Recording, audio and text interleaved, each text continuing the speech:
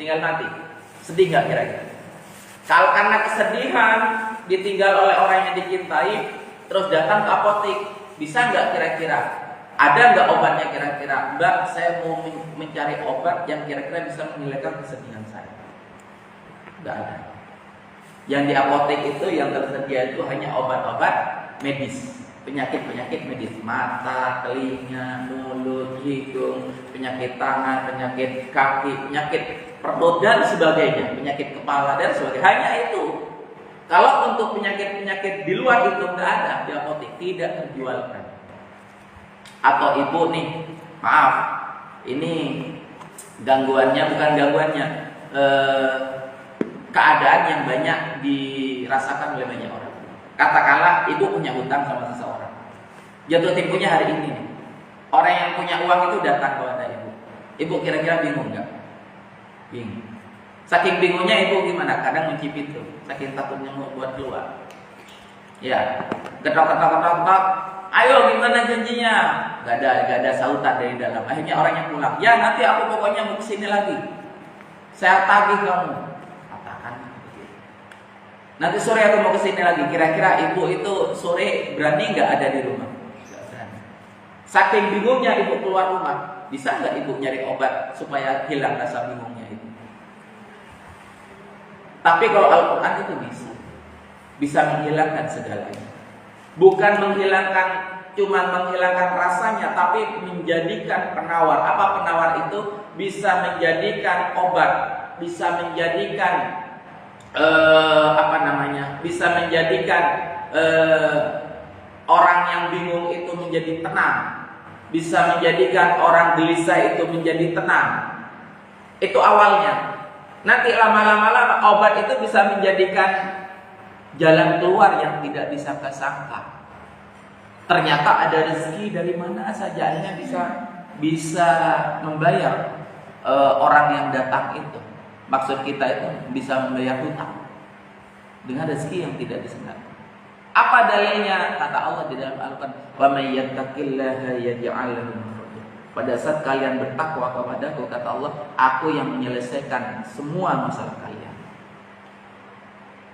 Kalau kita punya masalah, minta diselesaikan sama orang, atau ada dua kemungkinan juga. Kemungkinan selesai, kemungkinan tidak selesai. Betul gak? Bisa selesai, bisa tidak selesai. Tapi kalau kita meminta kepada Allah, kira-kira selesai nggak masalahnya? Selesai. Ibu punya masalah, minta tolong sama saya, bisa jadi selesai, bisa jadi enggak. Tapi kalau ibu beda cerita pada saat minta tolong sama bupati, kira-kira selesai nggak? Selesai nggak, Bu? Pasti selesai nggak? Ibu masalahnya apa? Katakanlah masalah tentang tentang sertifikat rumah katakanlah, atau masalah tentang PDAM, atau masalah tentang apalah tentang hidup, atau masalah tentang listrik. Kalau kita mengadu kepada bupati dan bupati langsung turun menyelesaikan masalah ibu, kira-kira selesai nggak? Selesai. Masalah dengan listriknya ibu yang mati terus menerus, sedangkan tetangga tidak pernah mati. Tapi punya ibu mati terus menerus. Ibu kesel kan? Bayar sama, betul nggak? Pada saat ibu masalah yang seperti itu datang kepada PLN, kata PLN, oh datang ke situ, akhirnya dilempar ke sana, ke pengaduan, oh ke bagian jaringan, bagian ini dan itu. Ibu jadi kuat. Kenapa sih? Kok tidak selesai-selesai masalah saya? Lalu tetangga saya itu nggak ada yang mati. Punya saya kok setiap sore selalu mati. Tuh. Tapi pada saat ibu kepada penguasa di Bondowoso ini yang namanya bupati, ibu pasti akan selesai. Pada saat bupati itu cuma ngasih tulisan, ngasih kepada kepala yang ada di PLN tersebut, selesai urusannya. Kenapa? Ibu meminta bantuan kepada seorang penguasa.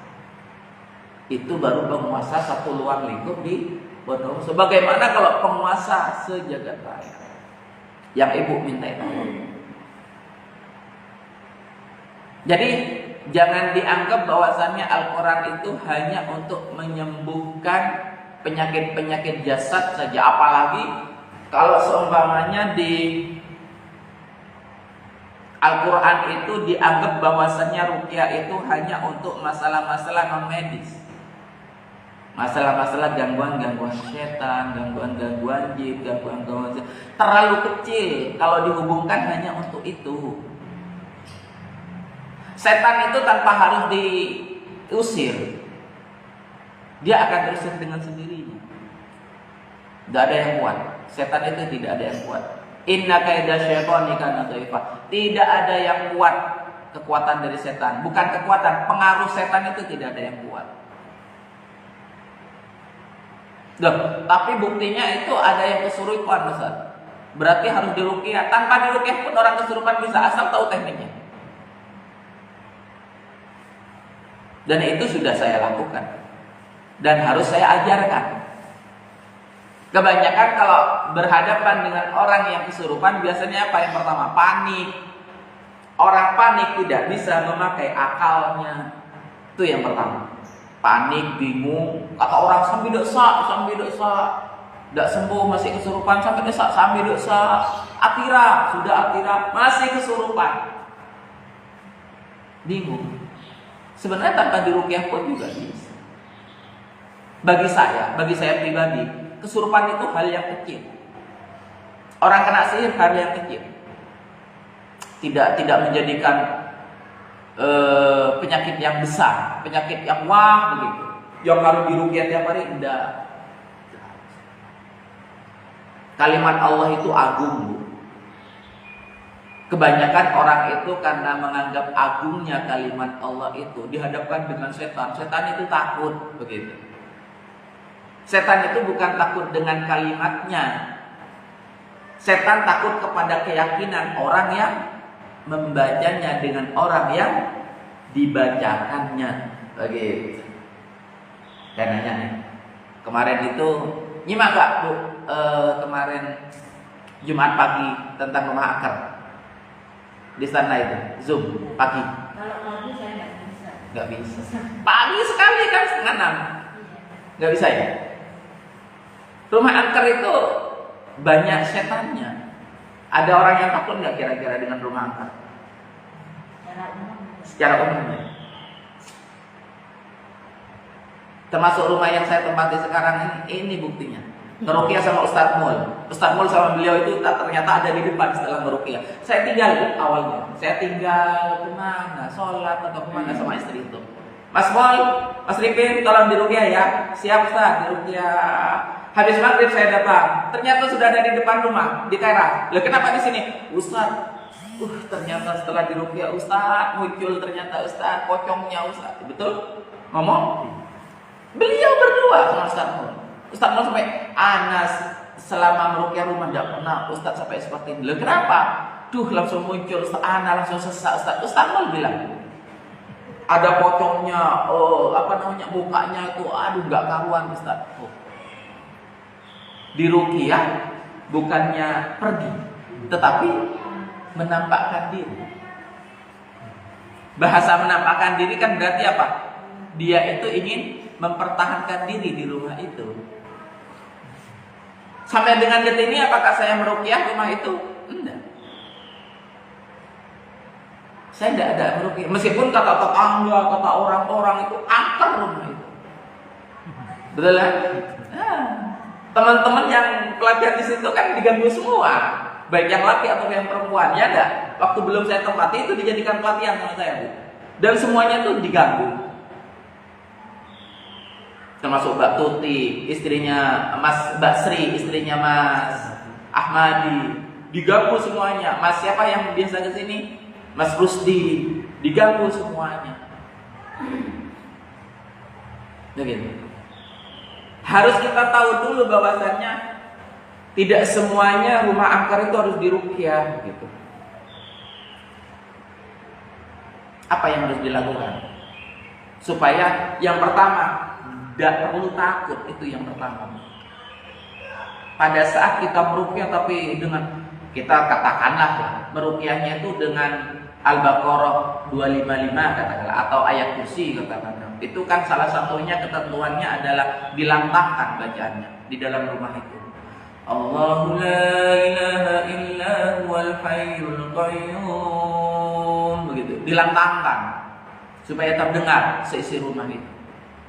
Tapi kalau dirinya sendiri itu lantang sambil cicit tahu, sambil takok, rek-lerekan, detik keluar dari kamar, detik keluar dari begitu. Kira-kira manti tidak kira-kira bacaan? Tidak mungkin. Baru ada tikus saja, kok langsung takut gitu, ya kok Milan, begitu.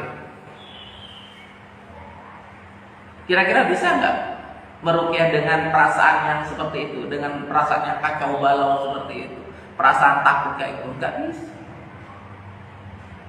Setan itu lebih paham. Sebenarnya takut kan kok. Ben macam dia boleh kan benangkep jadi kan bisa mesir engkau. Kita tak bisa mesir engkau. Kenapa kok setan itu nggak bisa terusin dengan Al-Quran, dengan ayat kursi? Bingung nggak kira-kira seorang peruqyah? Ustaz katanya kalau sudah diruqyah katanya rumah saya itu sudah tidak ada setannya. Buktinya tadi malam saya masih diganggu Ustaz. Bingung nggak kira-kira peruqyahnya? Bingung. Dia ngomong, Bu, kenapa? Nggak bisa tidur? Ustaz, kalau sudah di atas jam 10 Ustaz, itu ada aja gangguan Ustaz. Ada bayangan lewat, ada cekikian, nggak ada orangnya. Ada yang nyiram air di kamar mandi, nggak ada orangnya Ustaz. Ada yang ketok-ketok. Wah, diruqyah aja Bu. Kalau sudah diruqyah, hilang semuanya gangguan itu. Tuh bahasanya seorang peruqyah. Kayak gitu nggak kira-kira peruqyah? Iya, semua peruqyah itu kayak gitu. Tapi pada saat sudah dia menjamin sesuatu jaminan yang istilahnya tidak didahului atau tidak diawali dengan insya Allah, Allah pasti murka. Nih bahasa. Hanya tidak dengan Bu coba diruqyah, insya Allah gangguannya lepas atau keluar. Hanya gara-gara itu Allah gak akan mungkin ridho dengan apa yang dia niatkan. Dia mau dengan Al-Baqarah, mau dengan Ali Imran bacaannya, mau dengan ayat-ayat pilihan, Allah tidak akan mungkin ridho pada saat tidak dihubungkan apa yang dia janjikan kepada Allah dengan insya Allah. Hanya masalah kecil bagi kita tidak mengucapkan insya Allah. Bu, nanti ke rumah ya, jam 4 ya, saya ada sesuatu buat ibu. Ya, nanti saya pasti datang. Seolah-olah kita itu bisa gitu loh. Seolah-olah yang menggerakkan diri kita itu kita gitu loh. Tidak dengan ya insya Allah nanti saya datang. Insya Allah itu sebagai bentuk bahwasannya kita nggak punya daya upaya apa-apa kalau tidak Allah yang berkehendak, dengan tangan kita, dengan kaki kita, dengan badan kita untuk datang ke tempat itu gitu loh. Bahasanya di situ. Cuman untuk saat ini orang-orang menganggap kalau ngomong dengan bahasa insya Allah itu sudah tidak serius mau datang. Oh ayo om datang insya Allah, ngaki insya Allah, seolah-olah insya Allah itu diucapkan itu antara datang dan tidak, seolah-olah nggak serius buat datang begitu. Sebenarnya tidak begitu hakikatnya. Insya Allah itu adalah suatu kaitan, ikatan dengan Allah yang dimana kita itu pasti memuji kepada Allah sebelum kita melakukan niatan-niatan yang lain, mengharapkan memang Allah ridho begitu. Sama meruqyah pun juga begitu. Saya berbicara tentang salah satunya adalah tentang rumah angker, karena hampir semuanya rumah itu angker, bukan rumah yang tidak ditempati. Rumah yang ditempati itu angker. Angker nggak kan? Angker. Cuman jenengan itu kadang nggak memikirkan bahwasanya itu angker. Angker, bahasa angker itu apa bahasanya? Banyak jinnya, banyak setannya, banyak gangguannya, banyak godaannya.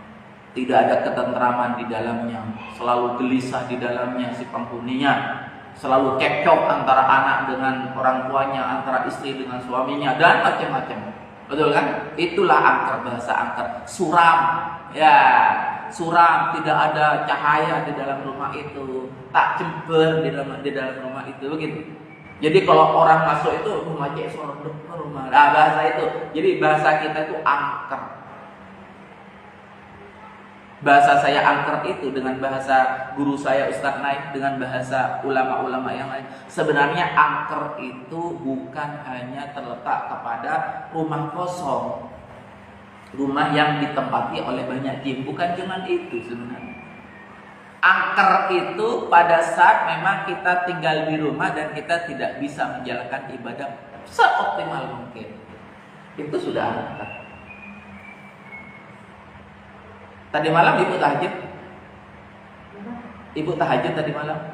Jam berapa? Kadang-kadang jam 3, kadang-kadang jam 4. Ibu sudah istiqomah tahajud? Iya. Berapa tahun istiqomah? Paling mungkin 10 tahun. Apa ibu hajat untuk istiqomah tahajudnya? Enggak, saya kena musibah itu saya pertama dekat sama dia. Terus setelahnya ibu istiqomah dengan tahajud itu apa yang ibu rasakan? Ya ketenangan. Kenapa kok bisa tenang? Enggak tahu, pokoknya tenang. Karena ibu itu sudah mulai melupakan musibah itu. Dan ibu mulai memikirkan ada yang lebih besar daripada hanya sekedar musibah. Apa itu? Kehidupan akhirat ibu, kematian ibu itu lebih besar. Akhirnya ibu itu bisa meninggalkan musibah-musibah yang katanya orang itu berat musibah benar. Tuanya saya yang pertama umur berapa? Ini tahun terus. Dia bermusibah. Itu saya tetap dekat sama dia. Kalau saya mau bicara tentang musibah, musibah itu sebenarnya ada 3. Yang pertama, musibah didatangkan Allah kepada seorang hamba. Itu yang pertama itu dengan cara dia itu ditegur. Ditegur dengan musibah itu. Maksudnya ditegur itu bagaimana? Yang pertama, ditegur itu awalnya dia taat kepada Allah. Lama-lama karena mungkin karena kesibukan, karena mungkin karena usaha, karena mungkin karena yang lainnya, akhirnya dia mulai lalai kepada Allah. Akhirnya dikasihlah musibah supaya dia balik lagi kepada Allah, di jalannya Allah, takwa kepada Allah, taat kepada Allah. Awalnya saya ibadah itu hanya pokok-pokoknya gitu. Terus saya kena musibah bertambah anak. Taat. Ya. Makanya saya sampaikan itu ada 3. Yang pertama teguran. Teguran itu dianggap teguran itu bahwasannya yang awalnya orang itu taat menjadi melenceng atau menjadi lalai dengan alasan-alasan yang macam-macam, bisa karena kesibukan dan yang lainnya, akhirnya dikasih musibah oleh Allah supaya apa? Dengan musibah itu supaya kembali lagi ke jalan Allah, taat kembali. Itu yang namanya musibah dengan teguran. Ada lagi musibah yang azab. Musibah yang azab itu biasanya dia diberikan oleh Allah itu pada saat orang itu memang jauh pada Allah, tidak pernah mengenal Allah. Dan biasanya azab itu lama. Bukan biasanya, memang kategori musibah itu biasanya lama. Sebelum dia itu dipaksa untuk bersujud kepada Allah, mengenal Allah, musibah itu tidak akan selesai. Ada lagi musibah. Belum selesai musibah satu, datang musibah yang lain. Belum lah. Akhirnya hidupnya itu jadi sempit. Ke kanan banyak musibah, ke kiri banyak musibah, di depan banyak musibah, di belakang masa lalunya pun juga banyak musibah. Begitu, itu namanya azab. Sebelum dia itu mau kembali kepada Allah, musibah itu tidak akan mungkin selesai. Yang ketiga adalah ujian. Nah, ujian ini yang mungkin datang kepada ibu. Pada saat ibu mungkin istilahnya, bahasanya ibu ibadah kepada Allah, iya, tetapi masih standar lah katakan. Terus dikasih musibah, ibu jadi taat. Nah, itulah ujian. Awalnya, Ustaz, kalau mau sholat subuh itu saya nanti tunggu apa itu? Nunggu fajar, Ya, ditunda-tunda. iya. Nah, makanya kembali kepada pokok inti tadi bahwasannya salah satunya ciri-ciri rumah angker itu bukan cuma banyak setannya atau banyak gangguannya, tidak. Ciri-ciri rumah angker itu adalah rumah itu tidak berkah. Apa sih berkah bahasanya? Banyak nih ulama yang bilang berkah. Apa sebenarnya berkah? Maksud dari berkah sih sebenarnya apa sih? Banyak kebaikan di dalamnya. Itulah berkah. Dikasih rezeki 5.000, ya mensyukuri, alhamdulillah. Ternyata Allah berkahi rezeki 5.000 itu. Akhirnya apa? Kita merasa cukup dengan 5.000 itu. Pikiran tenang. Pikiran tenang. Tidak banyak memikirkan yang lain. Jadi cukup 5.000 itu cukup. sedikit Dibelikan telur udah cukup, makan nasi putih sama telur sudah cukup. Kita ridho dengan itu. Ternyata 5.000 itu berkah. Ada orang yang istilahnya punya pendapatan itu sampai 50.000 satu hari, itu nggak berkah. Sik kurang, sik ngutang sana sini. Untuk makan setiap hari aja sik ngutang sana sini. Sebenarnya kalau dari akal antara orang yang punya penghasilan 5.000 dengan orang yang punya penghasilan 50.000, seharusnya 10 kali lipat dia sebenarnya nggak harus bingung seharusnya. Tapi ternyata Allah cabut keberkahan dari 50.000 itu. Merasa kurang. Oh, sudah beli telur, sudah beli ayam. Ternyata kata anaknya, "Mah, aku kok bosen ya makan di rumah ya. Bosan aku masakan mama. Aku pingin makan di luar, mah." Akhirnya apa? Dia sudah masak, 50.000 itu sudah dihabiskan buat masak, ternyata nggak dimakan. Anaknya semuanya pingin makan di luar. Akhirnya ada pengeluaran lain nggak? Ada. Akhirnya makan di luar. Habis berapa? Bisa habis 300.000, bisa habis 400.000, bisa habis sampai 500.000 kalau sudah di luar. Kalau sudah makan apa saja, malah ngomong. Bagaimana? Keberkahan itu pasti dicabut oleh Allah. Dan itu bukan sekali. Kalau Allah mencabut keberkahan rezeki itu bisa lewat anak, bisa juga, bisa lewat suami, bisa juga. Sudah tidak nyaman makan di rumah itu, bayangkan, cukup nggak kira-kira makan 3 kali bawa 50.000 dengan suami, dengan istri, dengan anak, dengan suami, dengan anak, bawa 50.000 makan pagi, siang, sore di warung luar. Kalau makan di luar, tidak cukup. Mungkin bisa jadi sekali makan. Itu dijabut keberkahan. 50.000, pendapatan 50.000 jadi kurang. Nah, hakikat yang bisa diambil adalah keberkahan itu penting. Makanya pada saat kata Allah itu, engkau itu dekat dengan Al-Quran, maka hidupmu pasti akan berkah. Berkah itu banyak kebaikannya. Contohnya apa? Hidup itu tidak neko-neko, tidak macam-macam, tidak hasad, tidak iri terhadap tetangga. Tetangga baru beli sepeda motor, kita alhamdulillah dia. Jadi tidak ada keinginan juga kapan ya saya harus bisa beli dia, kan seperti dia ya. Jadi nggak mau disaingi, ngerasa tersaingi. Dan kebanyakan kan orang merasa panas. Kan rasa bahagia juga. Nah, seharusnya. Kapan datangnya kebahagiaan itu kepada Iya. Pada saat kita mendoakan dan mengaminkan, memberikan pujian kepada Allah atas nikmat yang diberikan kepada orang lain, alhamdulillah dia sudah bisa beli kursi. Alhamdulillahnya itu kata para ulama itu sama dengan kita memanjatkan doa buat diri kita sendiri. Begitu. Maka dari itu banyak-banyaklah berdoa baik terhadap orang lain. Karena sesungguhnya doa baik kepada orang lain itu kembali kepada diri kita sendiri, gitu loh. Nah, jadi istilahnya apapun yang terjadi kepada kita sebenarnya itu adalah apa yang kita pernah lakukan di dunia ini. Saya itu sekarang itu banyak mengatasi orang-orang yang punya anak itu nakalnya setengah mati. Baik mulai dari TK sampai dengan SMP, nakalnya nggak bisa diatur. Nggak bisa diatur. Meskipun istilahnya HP-nya sudah diambil, dia tetap aja sholat juga tidak mau, tidak pernah mendengar omongan ibu dan bapaknya begitu. Pulangnya pun cuma mandi, setelah itu keluar lagi, nggak senang di rumah. Terus manggil saya untuk ruqyah, bisa kira-kira di ruqyah anak seperti itu, anak saya kira-kira di ruqyah bisa nggak langsung nurut? Nggak bisa. Ruqyah itu bukan istilahnya menjadikan nurut anak yang awalnya apa namanya hiperaktif gitu, yang awalnya nggak bisa diatur.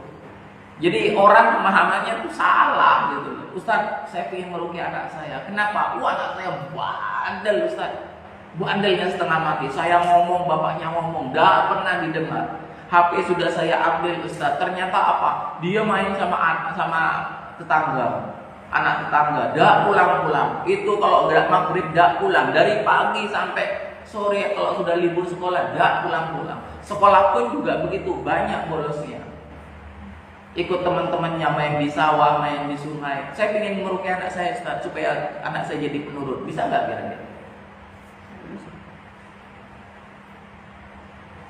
Saya bilang, Pak, Bu, nggak bisa diruqyah. Loh masa Ustaz nggak bisa diruqyah? Ini kan itu anaknya jenengan itu bukan gangguan setan.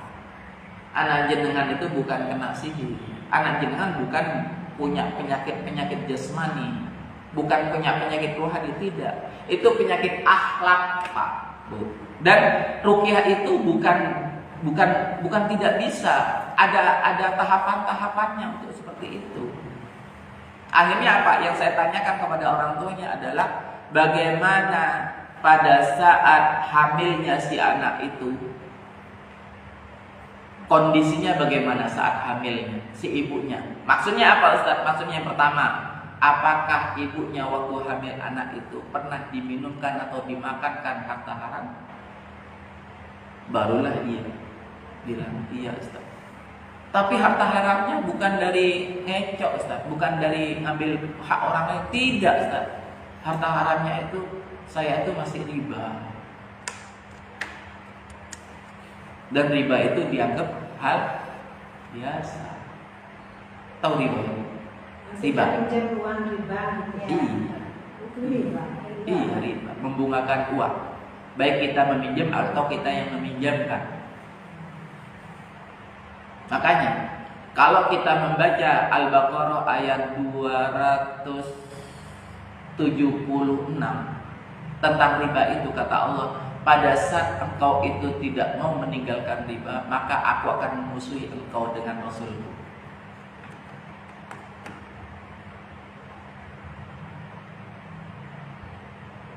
Ya ayyuhalladzina amanu taqullaha wa daru ma baqiya minar riba. Jikalau kalian itu yakin kepadaku, yakin dengan akhiratku, maka tinggalkanlah riba. Pada saat kau tidak mau meninggalkannya, maka aku yang akan memusuhi hidupmu.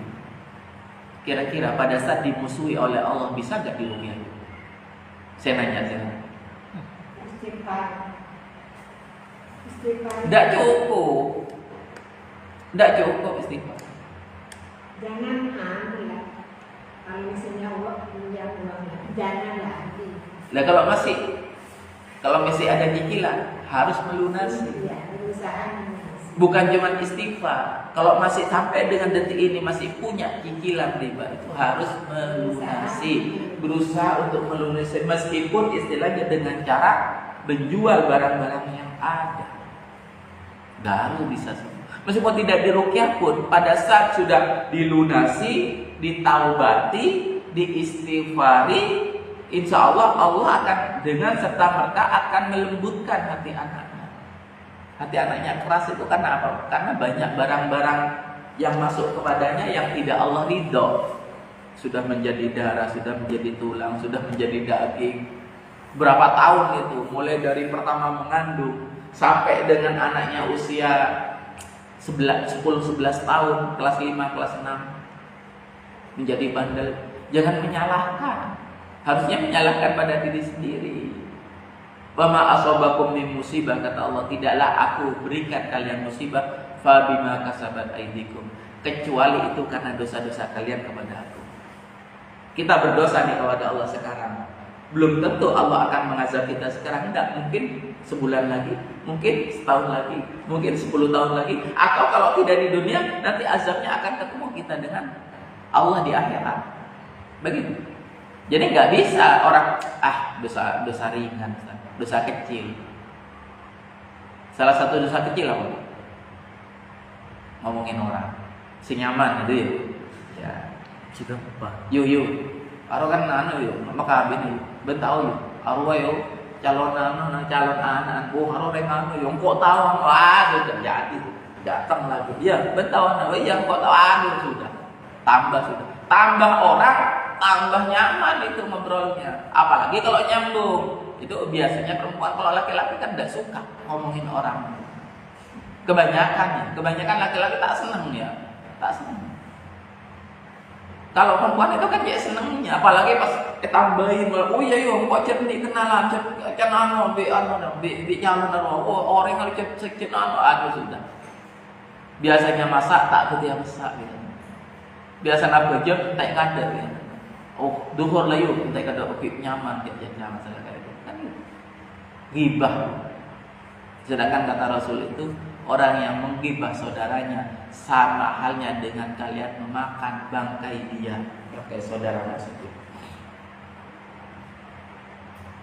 Ibu kalau umpamanya ketemu dengan bangkai ayam, ibu tidak akan mungkin mau mengolahnya, betul kan? Tidak akan mungkin mau memakannya. Mungkin muntah, melihatnya aja muntah. Oke, bangkai ayam, bangkai kucing, bangkai hewan. Tapi ibu tidak sadar kalau ibu itu membicarakan orang. Ternyata kata Allah, kata Rasul itu, ternyata Allah timpakan kepada kita dosanya itu sama kita dengan memakan bangkai mayat saudara kita, orang yang kita gibahi. Yang keduanya, nanti di akhirat itu kata Rasul itu, dosa-dosa dia kita ambil dan pahala kita diberikan kepada orang yang kita bicarakan. Tuh, sampai sedahsyat itu. Makanya kata Rasul itu, rugilah seseorang. Kata para sahabat, siapa ya Rasul yang rugi di akhirat itu? Apakah orang yang hilang hartanya? Apakah orang yang hilang anaknya, hilang istrinya, hilang suaminya? Itu yang rugi? Tidak, bukan. Yang rugi adalah orang yang selalu ngomongin saudaranya selama di dunia, menggibahnya. Karena sesungguhnya orang yang menggibah itu adalah orang yang paling rugi. Kenapa rugi? Karena dosa-dosa orang tersebut yang dibicarakan itu diambil oleh dia. Dan pahala dia diberikan kepada orang yang dibicarakan. Tuh, kita ngumpulin pahala berat, sulit. Ibu itu harus tahajud tiap malam ngumpulinnya itu. Betul? Betul. Tahajud ke tondo, yang lain pada nyaman tendong itu ya, ibu itu bangun itu karena apa? Ibu pingin pahala yang besar di hadapan Allah. Tapi pagi-paginya ibu ngomongin orang, ibu gak sadar tuh bahwasanya yang tadi malam diusahakan pahala besar itu ternyata ditransfer oleh ibu kepada orang yang kita bicarakan. Dosa orang yang kita bicarakan itu ibu ambil. Rugi gak kira-kira? Rugi. Kukmo rugi. Nggih. Nggih. Selama ini kan kalau di bangsa itu kan ada beberapa orang yang kadang-kadang aku diskusi, malah mencari solusi, tapi ujung-ujungnya kan menceritakan suatu kondisi teman yang tidak sesuai harapan tim atau dia. Itu kategorinya Kategori ghibah kata para ulama yang sepakat, ijma ulama yang sepakat, kategori ghibah itu menjatuhkan. Yang menjatuhkan dia. Ngomongin dia untuk menjatuhkan dia, itu ghibah. Tapi enggak sih. Kalau umpamanya ngomongin dia tapi untuk mencari jalan keluar atas kesulitan dia atau membantu dia, itu tidak menjadikan ghibah. Saya gini, ini lebih juga kan saya gitu. Enggak, aku ini cari solusi. Nah, berarti untuk membantu. Nah, kategori para ulama yang dianggap ghibah itu yang menjatuhkan orang yang kita ghibahi, yang kita bicara. Maka dari itu, tidaklah orang sembuh dari penyakitnya, baik penyakit jin atau penyakit sihir atau penyakit gangguan-gangguan yang lainnya, pada saat dia tidak meninggalkan kegibahannya. Punya penyakit nih sudah bertahun-tahun, indikasinya apa? Gangguan setan atau indikasinya gangguan sihir, tapi dia suka ghibah, tidak akan mungkin sembuh. Apa yang saya bicarakan dari awal sampai sekarang itu harus dihindari. Salah satunya adalah ghibah, makan harta haram, begitu. Saya nanya nih sama ibu ini. Ibu ini kurang lebih kan 10 tahun tuh sudah tahajud tuh. Ibu yakin diterima sholat? Yakin? Apa dasarnya ibu bisa yakin bahwasannya ibu diterima sholat? Keluarga saya bahagia, keturunan saya gak nikah itu, rezeki saya cukup dah.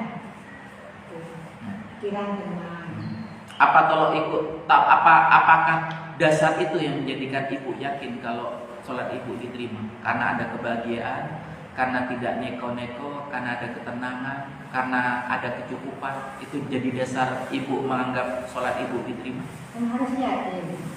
Kan harus yakin. Enggak. Yakin itu nomor 2. Yang pertama harus sesuai dengan syariat. Yang pertama, baru keyakinan. Oh iya. Jangan keyakinan yang didahulukan. Syariat harus didahulukan. Syariat itu sesuai dengan tuntunan Allah dan Rasulnya. Itu. Ya Bu. Ada seseorang sahabat yang masuk ketika Rasul itu lagi berdakwah di dalam Masjid Nabawi. Seseorang itu masuk untuk melakukan yang namanya sholat tahiyatul masjid. Karena apa? Karena semua sahabat tahu bahwasanya utamanya sholat tahiyatul masjid di hadapan Allah itu bisa mengguncang arsy-Nya Allah pada saat kita tahu. Makanya saya tanya, ibu tadi duduk di sini masih langsung duduk atau sholat dulu? Di sini. Nah, dibiasakan ibu bawa mukena kalau ibu mau ke tempat ibadah, mau musola atau masjid. Begitu. Usahakan mukena. Karena sangat agungnya yang namanya sholat sunat tahiyatul masjid, sangat agung. Sampai Rasul itu sampai menegur pada saat beliaunya itu lagi khutbah Jumat, ada seorang sahabat itu yang terlambat. Rasul sudah naik mimbar, sudah berdakwah, sudah berkhutbah. Seorang sahabat tersebut itu datang dan duduk. Rasul menghentikan khutbahnya. Rasul malah menegur, kenapa engkau duduk? Karena aku ingin mendengarkan engkau ya Rasul. Sholatlah 2 rakaat. Agungkan rumah Allah ini. Itu lebih baik daripada engkau hanya sekedar mendengarkan apa yang aku khutbahkan.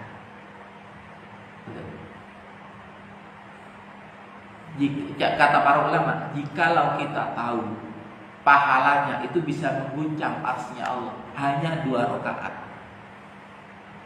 Jadi istilahnya banyak ulama yang menganggap bahwasannya kita datang ke masjid dan duduk itu adalah adab yang tidak terpuji. Sama dengan kita itu makan sambil jalan, makan sambil berdiri, makan dengan tangan kiri. Boleh, kata orang boleh, tapi bagi kita itu tidak terpuji, tidak baik. Begitu. Salah satu contohnya.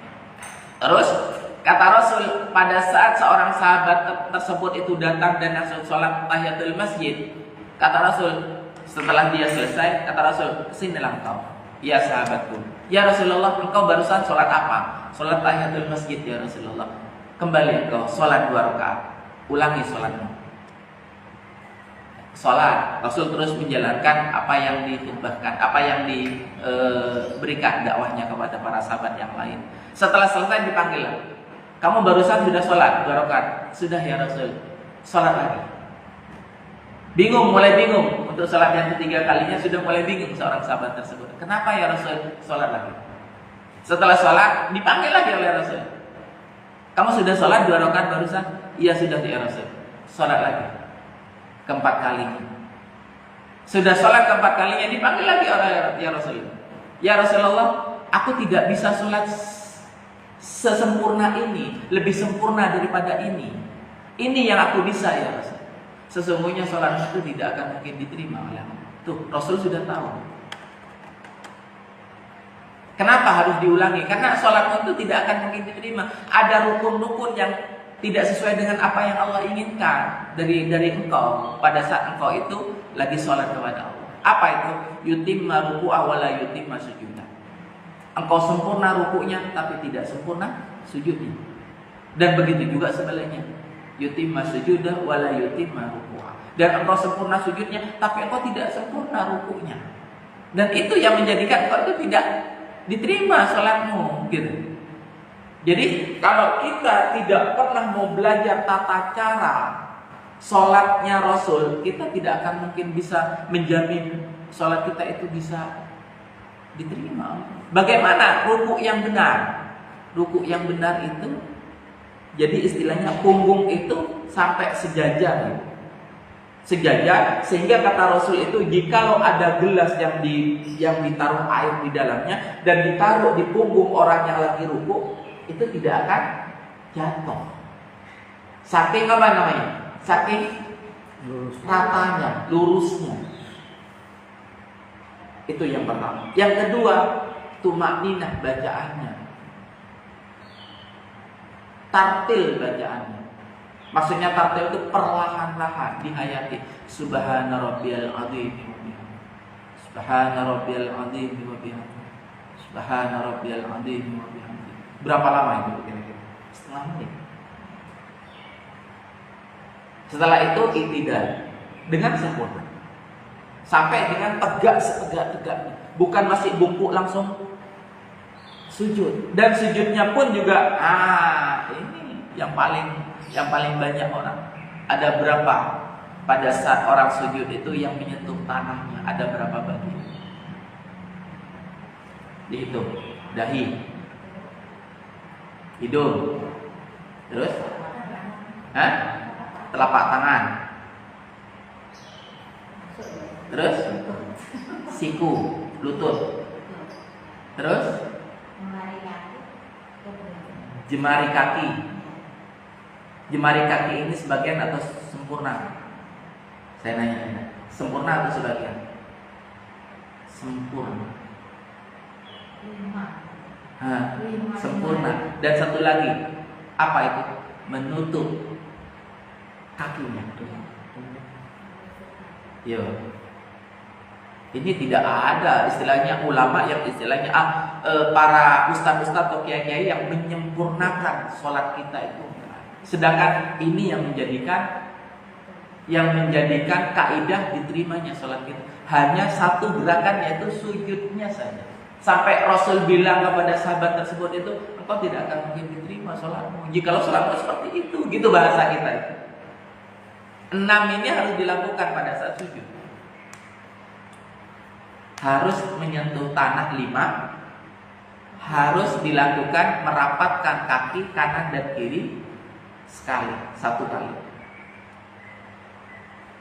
Nah, ibu bisa introspeksi diri. Kira-kira ibu sudah melakukan itu enggak? Oh, tapi kan saya kan enggak tahu, Ustaz. Ya, mungkin karena ketidaktahuan ibu selama ini itu dijadikan rukhsah. Rukhsah itu dijadikan keringanan oleh Allah. Tapi selama ibu sudah mulai tahu sekarang dan tidak dilakukan, mulailah. Pahalanya nanti malam itu kamu kan sudah tahu nih, tapi kamu tidak mau melakukannya. Apa dalilnya? Kabura maqtan indallahi an taqulu ma la taf'alun. Aku paling melaknat seseorang, membenci seseorang yang dia tahu ilmunya tapi dia tidak melaksanakannya. Makanya orang berilmu itu berat. Banyak orang berilmu itu dia itu masuk ke dalam neraka kata Rasul itu karena ilmunya. Bukan karena kelalaian ibadahnya, bukan. Karena ilmunya tidak pernah diamalkan ilmunya itu, gitu. Tambah banyak ilmu itu di hadapan Allah itu tambah berat bu hisabnya. Saya tanya sekarang, sholat ibu dengan wudhu ibu mana duluan itu yang istilahnya harus sempurna? Wudhu dulu. Saya tanya, apa wudhunya ibu itu sudah sempurna menurut ibu? Ibu tahu nggak wudhunya menurut Rasul yang sempurna seperti apa? Cara membasuh mukanya seperti apa? Bagaimana cara menadahkan air kepada tangannya? Ibu tahu? Belajar cara menadahkan air. Dan air itu ada berapa? Rasul itu bu, kalau lagi lagi berwudu itu tidak lebih dari 1 mud. 1 mud itu satu apa? 1 gelas. Tidak lebih dari itu ibu. Rasul itu dalam berwudu. Kita gitu. Seperti itu. Ya tidak cukup. Dikasih 1 aqua ini kira-kira cukup nggak bu? Oh nggak cukup masih. Sedangkan ini sudah 2 gelas. Aqua itu 2 gelas. Dan setengah aqua itu Rasul itu setiap. Bagaimana caranya? Ustaz, ini kan kajian ruqyah, kenapa kok sampai ke kajian tentang fikih gitu ya? Karena ruqyah dengan fikih itu nggak bisa dijauhkan, begitu, nggak bisa dijauhkan. Orang pada saat sudah mulai tentang fikih, sudah mulai tahu tentang fikih ibadah itu sudah mulai tahu, berarti ibadahnya sudah mantap. Orang yang sudah ibadahnya mantap, segala sesuatu yang nggak nyaman di hatinya itu sudah mulai dengan sendirinya akan terusir. Ibu kenapa kok datang ke sini? Apa ibu punya gangguan? Saya nanya. Berapa kali ibu datang ke sini? 2 kali. 2 kali mulai dari minggu kemarin. Kenapa ibu pingin diruqyah? Ini memang saya Kenapa? Adik, kenapa? kepala. Sakit kepalanya mulai kapan? Sudah 7 bulan yang lalu. Habis melahirkan aku. Terus kemarin sempat diruqyah? 3 kali jawab. 3 kali semester nur. Apa reaksinya? Ibu yang ada susah. Ini merasa Sama-sama ada reaksi. Ibu reaksinya kenapa? awalnya kayak gini panas. Panas dingin rasanya. Kalau adik apa rasanya? Kepanasan. Ibu kan tahajudnya 10 tahun. Kenapa ada gangguan setan? Ya itu saya mau nanya. Nah, maka dari itu saya sampaikan ini. Saya kan nggak nanya dari awal kepada ibu kan. Ibu sudah langsung, Ustaz, saya sudah tahajud 10 tahun, Bu. 10 tahun di hadapan setan, Bu. Jangankan 10 tahun, satu malam. Kalau tahajud kita diterima, setan itu sudah nggak punya daya upaya buat menguasai kita, gitu loh, Bu. Makanya kenapa kok saya tidak ujuk-ujuk ke kiri-kiri gangguan setan, kiri-kiri gangguan sihir, nggak ke situ. Saya nggak punya apa namanya, nggak punya keinginan buat menjelaskan itu, gitu. Mungkin itu bisa sudah disampaikan oleh teman-teman yang lain kalau hanya seperti itu, begitu. Makanya saya lebih condong kepada materi tentang kenapa orang yang soleh dan soleha, kenapa kok masih bisa ada gangguan sih? Biasanya kalau 16 sampai 20 ya, kok masih gitu, karena orang kalau sudah beribadah tidak diganggu. Iya, makanya saya akan kembali nanya kepada ibu, kenapa gitu kok seperti itu? Nah, makanya kata saya tadi di awal tadi bahwasannya ibadah kita itu tidak serta-merta diterima oleh Allah, tidak serta-merta. Janganlah kita itu mempunyai keyakinan bahwasan saya kan mancing ibu tadi. Ibu yakin ibadah itu? Iya, yakin. Karena apa dasar dari yakinnya ibu? Saya dikasih keberkahan, saya dikasih kehidupan. Nah, maka dari itu saya sampai keyakinan itu nomor 2. Yang pertama adalah sesuai dengan syariat. Makanya kata Rasul kepada sahabat tersebut itu, apakah tidak yakin sahabat itu dengan sholatnya? Yakin sekali. Yakinnya kita dengan yakinnya para sahabat itu sudah jauh beda. Betul kan? Sahabat itu kata sahabat Abu Bakar ini, ya Rasulullah, aku pada saat duduk dengan engkau, aku itu tidak pernah memikirkan dunia. Yang aku pikirkan adalah kedahsyatannya neraka. Aku sampai takut ya Rasul, aku sampai nangis. Tapi pada saat aku kembali ke keluargaku, aku bisa melupakan semuanya itu, dan aku sibuk dengan keluargaku, sibuk dengan dunia. Bahasanya apa, Bu? Jikalau kita jauh dari ruang lingkup orang soleh, kita pasti memikirkan hal yang sia-sia kebanyakan, begitu. Itu seorang sahabat. Dan keyakinannya sahabat kepada Allah itu sangat tinggi keyakinannya. Tauhidnya itu sangat tinggi. Sampai dengan beliaunya itu datang langsung sholat itu dengan sudah tumakninah. Cuman satu masalahnya, tidak sesuai dengan syariat yang dianjurkan. Cara rukuk dan cara sujudnya. Langsung diultimatum oleh Rasul, sholatmu itu ulangi, disempurnakan lagi. Disuruh lagi ulangi, disempurnakan lagi. Sampai 4 kali, mau ke-5 kalinya nggak mampu. Ya Rasulullah, aku tidak bisa lebih sempurna dari ini. Ini yang sudah aku paling sempurna sholatku. Kata Rasul, itu nggak diterima. Gitu. Makanya dahsyatnya ibadah pada saat diterima Allah itu bisa mengalahkan setan-setan yang ada di sekitar. Saya tadi ngobrol bahwasanya rumah angker itu tidak harus diruqyah. Tidak semua, Bu, karena kita seorang peruqyah begitu kan, apa-apa diruqyah, apa-apa diruqyah, sampai dengan anak rewel, anak bandel di ruqyah gitu. Enggak. Amalan soleh yang kita lakukan meskipun kecil, tapi ternyata diterima oleh Allah, itu bisa menghancurkan pengaruh sihir, pengaruh setan. Apa contohnya kira-kira? Apa kira-kira? Contohnya istighfar. Istighfar satu kali kita diterima oleh Allah itu sudah bisa mengguncangkan, menghancurkan semua gangguan-gangguan pada kita, baik di diri kita maupun di sekitar kita, di rumah kita dan lainnya. Pada saat, cuman masalahnya kita nggak tahu istighfar yang mana yang diterima oleh Allah, istighfar yang kemarin, atau yang hari ini, atau yang besok, atau yang lusa, atau yang kapan. Kita itu yang nggak tahu. Karena apa? Istighfar yang diterima itu kan harus sesuai dengan syariat. Itu yang pertama. Selain yakin. Nah, yang pertama, istighfar yang sesuai dengan syariat itu istighfar yang benar-benar dianjurkan oleh Allah. Tingkatan istighfar itu kan ada banyak. Yang tingkatan paling tinggi ada yang namanya sayyidul istighfar. Istighfar paling baik, yang dimana istighfar itu cukup dibaca kata Rasul itu di pagi dan sore tadi. Namanya sayyidul istighfar kata Rasul. Bacanya bagaimana? Allahumma anta rabbi la ilaha illa anta khalaqtani wa ana abduka wa ana ala ahdika wa wa'dika mastata'tu, dan seterusnya itu. Itu pada saat kita itu membaca itu dengan benar-benar meyakini kita itu ditatap oleh Allah membaca itu. Allah menatap kita dan kita benar-benar sungguh-sungguh membaca itu dengan perlahan-lahan, dengan menghayati maknanya, itu bisa menggetarkan arsy-Nya Allah.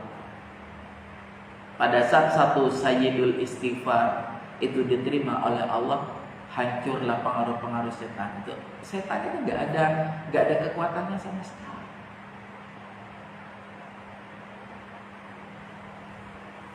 Ini contoh ya Bu. Contoh, saya tidak meruqyah tetapi ternyata semuanya itu merasa teruqyah. Bisa nggak kira-kira? Bisa. Hanya dengan apa kira-kira? Kita tidak meruqyah tetapi ternyata secara tidak langsung itu sekitar kita itu teruqyah. Dengan apa kita? Iya. Dengan apa kira-kira? Bacaan Al-Quran lah katakanlah yang kita baca, tilawat Al-Quran yang kita baca. Dengan apa kira-kira? Kita tidak niat untuk ruqyah, tetapi semuanya itu merasa teruqyah di sekitar kita. Dengan niat. Innamal a'malu binniyat wa innamal likulli imrin ma nawa. Sesungguhnya semua amal ibadah itu tergantung dari niatnya. Dan seseorang itu pasti mendapatkan pahala dari niat tersebut, kata Rasul. Nih Bu, jangan semuanya itu dengan diniatkan untuk meruqyah. Ya Allah, saya membaca Al-Baqarah di rumah ini dengan niatan untuk meruqyah rumah ini. Ya Allah, jikalau di dalam rumah ini ada sihir, dari manapun datangnya dan apapun tujuannya, jikalau di dalam rumah ini ada gangguan setan, ada gangguan jin, dari manapun datangnya dan di manapun tempatnya, semoga Engkau ridha ya Allah dengan bacaan Al-Baqarah ini melepaskan mereka semua, mengusir mereka dari rumah ini. Bagi saya pribadi Bu, Al-Baqarah itu agung. Kalau hanya untuk mengusir setan, kenapa harus Al-Baqarah? Gitu loh bahasa saya. Betul lah. Kira-kira Bu, Ibu kalau umpamanya nyaman di sini nih, Ibu saya usir. Sudah Bu pergi. Nyaman gak kira-kira hatinya Ibu diusir? Jujur. Bu Vidi tuh di tempat yang sekarang nyaman kan? Ternyata besok ada yang usir Ibu untuk keluar. Nyaman gak hati? Setan tuh yang sudah nyaman di tempat Ibu, di tubuh Ibu, kira-kira diusir nyaman gak dia? Ada gak orang yang tidak nyaman menjadi apa namanya, menjadi dendam? Ada nggak kira-kira? Ada nggak Bu? Saya usir Ibu sekarang, Ibu keluar, Ibu dendam nggak ke saya kira-kira? Orang curang gitu. Setan bisa nggak begitu? Sangat bisa. Pada saat kita niat untuk mengusir makhluk Allah, baik itu binatang maupun setan, Maka ada upaya dari mereka yang kita usir itu untuk yang pertama mempertahankan diri dia. Dengan apa? Dengan menyerang kita. Betul ya? Pasti sudah. Yang keduanya dendam, ingin kembali. Pada saat kita lalai, dia pasti ingin kembali. Yang ketiganya mendoakan yang tidak baik terhadap kita yang sudah menghardiknya, yang sudah mengusirnya. Pasti mendoakan tidak baik. Makanya tujuan ruqyah itu jangan pernah mengusir setan. Nih ada ruqyah. Lama tidak tempe ya Pak. Ya. Ini ya Pak, ini ilmu baru Pak. Yang saya dapat, saya itu tidak dapat dari guru saya, tapi saya dapat ulama yang lain. Yang bukan ruqyah ulama ini. Tapi ternyata dahsyat bagi saya. Rumah saya nggak diruqyah sampai sekarang, alhamdulillah. Tapi saya ngerasa itu tidak pernah ada gangguan. Alhamdulillah. Berarti itu gimana? Kan Niat. Niat. Jadi sebenarnya Begitu. tergantung niat yang tinggal. Hah? Tinggal di rumah itu ya. Iya. Saya selalu meniatkan itu. Pada saat sebelum membacakan kita meniatkan dulu kan. Ya. Sebelum kita beramal soleh kita meniatkan dulu. Ya Allah, berikanlah keberkahan Al-Quran ini kepada jiwa dan jasad saya. Ya Allah, berikanlah keberkahan dari Al-Quran ini kepada jiwa dan jasad istri saya. Disebut nama istrinya. Kalau nama istri saya kan Siti Fatimah binti Matuki. Itu tepat Bu. Kalau cuma istri saya itu bisa jadi sebut nama. Kan nasab. Apalagi kalau nasabnya bisa sampai binti ke atasnya. Wah itu lebih. Kalau kita lepaskan busur mana itu tepat sasaran. Ya Allah, berikanlah keberkahan dari Al-Quran ini kepada jiwa dan jasad anak-anak saya. Disebut nama anak. Si fulan, si fulan, si fulan, si fulan bin siapa, si fulan binti siapa. Disebut. Ya Allah, berikanlah keberkahan dari Al-Quran ini kepada rumah ini ya Allah. Berikanlah ketenangan, ketentraman, kebahagiaan dan kecukupan di dalam rumah ini. Dan hamba mewakili keluarga hamba ya Allah, memohon perlindungan kepadamu dari segala gangguan-gangguan syaitan, gangguan-gangguan gaib, gangguan-gangguan sihir, gangguan-gangguan ain. Karena mata itu kalau melihat rumah itu bisa ada mata jahat, mata hasad namanya, dari gangguan ain dan juga dari gangguan-gangguan binatang-binatang berbisa ataupun binatang-binatang buas. Memohon perlindungan hanya kepada Allah lewat wasilah Al-Quran. Nah setelah itu Bu, ya Allah, aku memohon kepada Engkau, berikanlah keberkahan dari Al-Quran ini kepada makhluk-makhlukmu yang tidak bisa aku lihat di sekitar saya, di sekitar hamba ataupun di sekitar rumah ini yang juga beriman kepada Engkau. Ya Allah, yang ketujuh, ya Allah, berikanlah hidayah kepada jin-jin yang ada di sekitar sini yang masih ingkar kepadamu, yang masih kafir terhadapmu. Semoga lantunan ayat yang aku bacakan ini bisa meluluhkan hati mereka untuk beriman dan bertakwa kepada mereka dengan bacaan Al-Quran ini. Saya tidak pernah mau meruqyah rumah saya. Tapi pada saat saya niatkan pertama setelahnya beliaunya ngomong begini, saya meruqyah Bu. Ya Mas Rokin, akhrajadallah di dalam rumah itu. Tapi saya bergetar. Saking pengaruhnya, saking besarnya. Mas yang namanya bulu kuduk Mas, saya itu pokoknya itu sudah.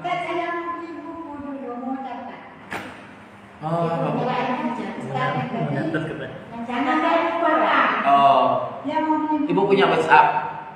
Punya WhatsApp? Ya, nanti saya kasih lewat WhatsApp saja. Ya Bu ya, niatnya punya WA. Adik masuk grup nggak? Iya nantilah. Nanti Japri. Kalau di anu kan enak kalau di HP ya, memanfaatkan teknologi ya. Nanya-nanya di WA. Gitu. Pada saat Bu, saya sudah dengar dari kelas Ustadz Mul sampai seperti itu. Sama beliau sampai di depan itu waktu saya datang itu sudah nggak nyaman itu sudah. Sudah tidak mau di dalam, suruh masuk itu sudah tidak mau. Karena menampakkan diri katanya pocong, mukanya itu sudah hancur. Betul ya? Saya akhirnya Pak, saya niatkan engkau harus ngeruqyah masa tang bengkoh masa tak bisa begitu sampai bahasa anak. Masa sih. Tiap anak ke sana itu mau bersih-bersih itu terus saya anak ngeruqyah. Ngeruqyah ya masalahnya unasidukum bihamdillah dengan bahasanya Nabi Sulaiman itu untuk meruqyah rumah. Tapi ternyata setiap saya masuk setiap hari meskipun belum ditempati kan harus saya sapu tiap hari Pak. Setiap saya masuk dreng gitu. Berarti kan memang ada, masih ada. Saya sampai mikir, kenapa saya ruqyah tiap hari tapi kok gangguan ini kok memang nggak menampakkan diri kepada saya, tapi saya yakin, sangat yakin Bu, ini saya nggak nyaman sekali itu. Makanya sampai istri saya nggak perbolehkan untuk ikut ke nakaan. Sampai ada tamu saya Bu, mau ngelas pagar, saya pagar dipanjangkan, ditinggikan, mau dilas, akhirnya rusak Bu, yang namanya meteran itu jebol, meledak, meledak. Ternyata saya bawa instalatir Bu, karena sudah tukang las saya sudah siap, bawa instalatir, akhirnya baru masuk di dekor gitu Mas, dihantam dia, sampai dia, aduh, debrik. Anak Mas, mulai capok Bang. Capok kenapa? Beda saya ngantem mulai dari itu. Sakit akhirnya orangnya. Kapan hari itu yang benarkan pintu sama jendela. Ternyata di kamar bawah itu diganggu di situ. Di kamar bawah itu. Seperti itu. Setiap Pak benarkan plafon kan bocor. Benarkan plafon diganggu, ada yang ganggu begitu. Akhirnya saya mikir, saya sudah ruqyah tiap hari, tapi kenapa gangguan ini terus ada? Kalau ke saya cuma seperti itu, sebatas istilahnya merinding terus di belakang ini celep-celep tak nyaman gitu loh, terus berat di belakang itu berat, seperti seolah-olah ada daya yang istilahnya ada penolakan begitu. Kan saya ngerasa nggak nyaman. Akhirnya kan kalau ini diteruskan otomatis kan saya tambah nggak yakin nih dengan ruqyah yang saya lakukan. Betul nggak? Nah ini ditipu daya setannya di situ. Akhirnya apa Pak? Saya berhenti untuk meruqyah rumah. Saya berhenti untuk mengusir mereka. Karena apa? Mereka mau keluar atau tidak itu hak mereka. Dan yang bisa mengeluarkan mereka bukan saya, tetapi Allah. Akhirnya saya niatkan bacaan Al-Quran yang saya lakukan setiap hari, baik sore ataupun malam ataupun pagi pada subuh itu dengan begitu. Tidak, saya tidak mengkhususkan Al-Baqarah sekarang. Kalau kemarin saya sampai hampir 5 tahun Al-Baqarah tiap pagi. Az-Zahrain Pak, Az-Zahrain Bu itu sampai mau 5 tahun ya. Az-Zahrain.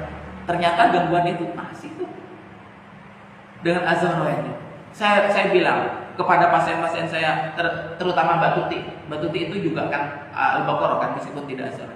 Al-Baqarah, Mbak, kalau umpamanya dengan gangguannya sampean ternyata dengan Al-Baqarah itu masih belum, dahsyatnya Al-Baqarah itu sudah ditulis oleh para ulama itu sampai ratusan. Dahsyatnya Al-Baqarah itu salah satunya itu bisa menghancurkan gangguan setan. Tapi kalau nggak terhancurkan berarti ada yang salah di bacaannya sampean. Mungkin makhrajal hurufnya, mungkin tajwidnya dan yang. Loh, saya yang merasa tajwid sudah begini, anggap aja sudah sempurna, terus bacaannya sudah menurut saya makhrajal hurufnya, qalqalanya menurut saya sudah, tapi kok gangguan ini masih ada. Oh, berarti ini bukan pada bacaannya. Pada niatnya. Ternyata pada saat kita niatkan bukan untuk mengusir mereka, Pak, tetapi kita menganggap mereka itu sebagai bagian dari makhluk Allah. Mau tempat tinggal di situ nggak masalah. Mungkin mereka yang beriman kepada Allah tempat tinggal di situ mungkin ingin belajar ilmu agama, baik dari sholat yang saya lakukan, baik dari Al-Quran yang saya bacakan, ikut juga ingin menyimak. Masa kita mau tolak, Pak? Begitu bahasa saya. Saya tahunya bukan dari ustaz lain, Ibu, dari ustaz yang lain. Ustadz Khalid Basalam. Beliau itu bukan pakar ruqyah. Tetapi pada saat beliau yang menyampaikan itu, itulah hidayah. Saya hidayahnya ternyata bukan dari guru ruqyah, saya dapat dari yang lain. Makanya itulah maknanya kalau kita itu tidak apa namanya ya, tidak hanya berpegang pada satu guru. Kan teman-teman di Rahmati kalau nggak ustadz lain nggak mau diikuti, apalagi kayak Ustadz Adi Hidayat, Ustadz yang lain. Kalau saya senang dengan Ustadz yang lain itu senang, begitu. Karena apa? Ada sisi-sisi kelebihan Ustadz lain, ada sisi-sisi kelemahan dia. Betul ya Bu ya? Dan kelemahan dia mungkin bisa ditambah oleh Ustadz-Ustadz yang lain. Kalau kita memang mau benar-benar untuk introspeksi diri, begitu. Nah, pada saat saya melantunkan seperti itu, kurang lebih 2 minggu, kan 2 minggu saya di sana, sudah pindah ke sana. 2 minggu, tenang aja. Tidak ada sudah rasa gak nyaman, di bawah itu tenang, saya mau sendirian, istri saya mau sendirian, tidak ada gangguan apa-apa. Alhamdulillah. Berarti mereka gak merasa terusir, berarti mereka tidak merasa terusik. Mau yang iman, mau yang tidak beriman. Malah saya memintakan kepada Allah hidayah kepada jin yang masih belum beriman, supaya lantunan Al-Quran yang saya baca dan istri saya yang baca itu menjadi wasilah untuk datangnya, turunnya yang namanya hidayah Allah, untuk menjadikan lembut hati dia itu sehingga mau mengimani Al-Quran itu. Begitu. Ternyata ini dahsyat. Ini saya tularkan pada ini. Begitu. Tidak semuanya harus diruqyah, tidak semuanya. Karena pada saat kita jadi ruqyah seolah-olah ruqyah itu jadi andalan. Ya dah.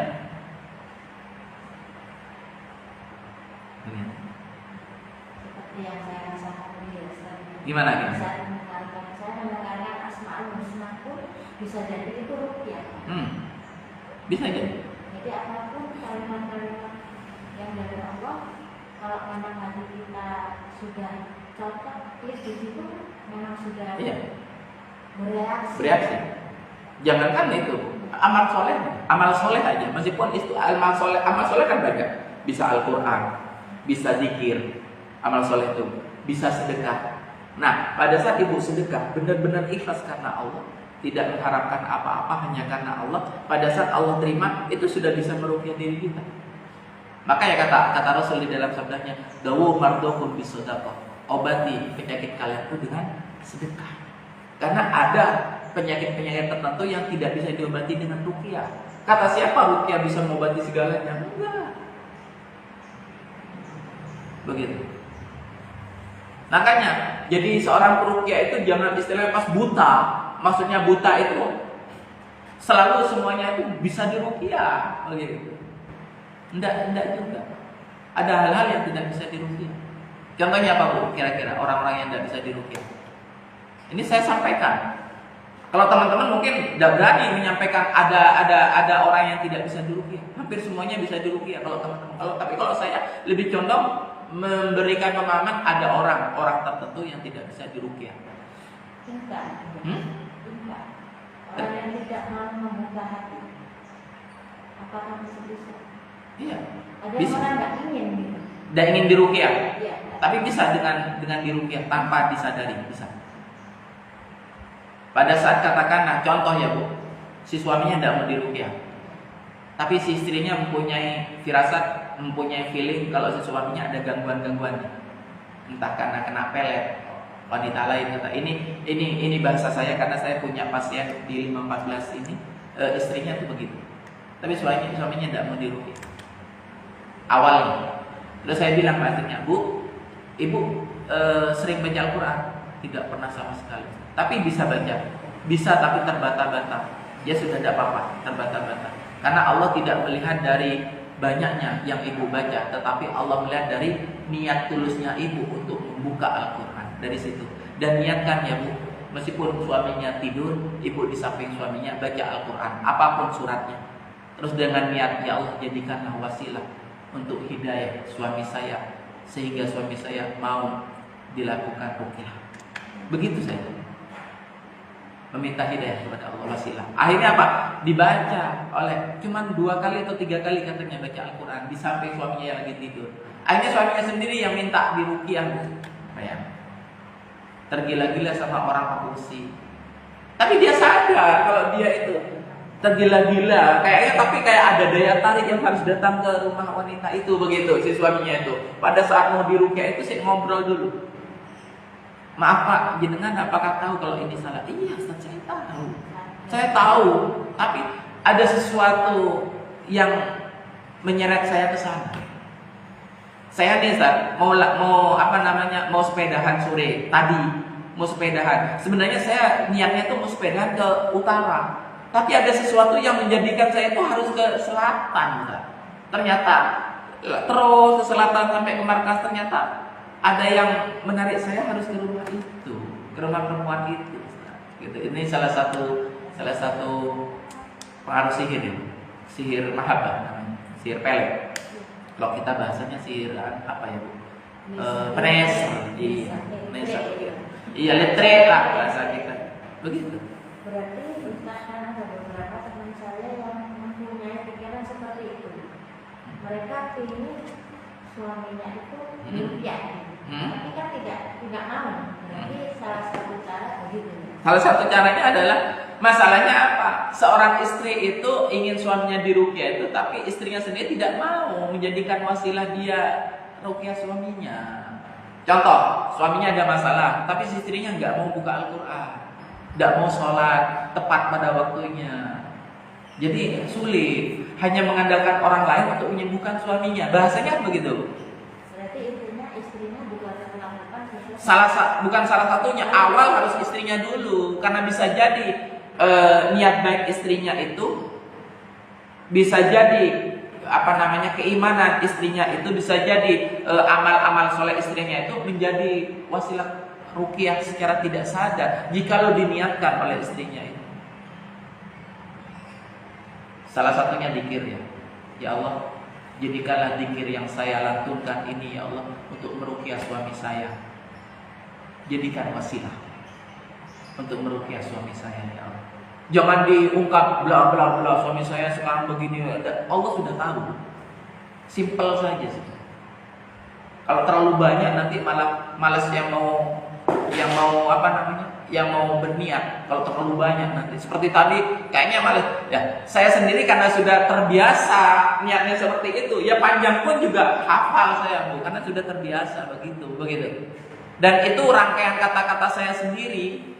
Bukan dari ulama, enggak. Cuman pokok intinya saya tahunya niat itu dari ulama. Begitu. Tapi rangkaian-rangkaian itu saya saya sampaikan kepada jenengan karena saya sudah melakukan di rumah. Alhamdulillah sangat-sangat kondusif. Meskipun kata orang lain itu tidak nyaman gitu, tidak aman. Seperti perumahan yang saya tempati itu bisa saya cerita. Kalau orang-orang yang belum menempati perumahan itu banyak terganggu. Tapi alhamdulillah memang benar dari niat kita masuk rumah itu, alhamdulillah itu ketenangan kami dapatkan. Jadi seperti itu. Iya, dari situ. Yang terpenting istilahnya sebelum kita menempati di situ pasti kita yakin ada makhluk lain yang menempati di situ. Tapi apakah harus diusir? Pertanyaannya kan di situ, apakah mereka harus diusir?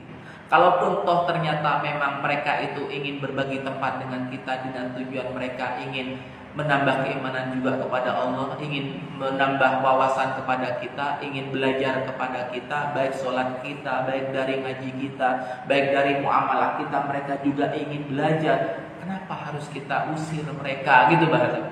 Jikalau jahat Ustaz, ya kita mintakan hidayah kepada Allah dari amalan soleh kita itu untuk menjadikan wasilah turunnya hidayah kepada mereka yang masih membangkang kepada Allah untuk ditundukkan. Allah apa sih? Gak mungkin Bu.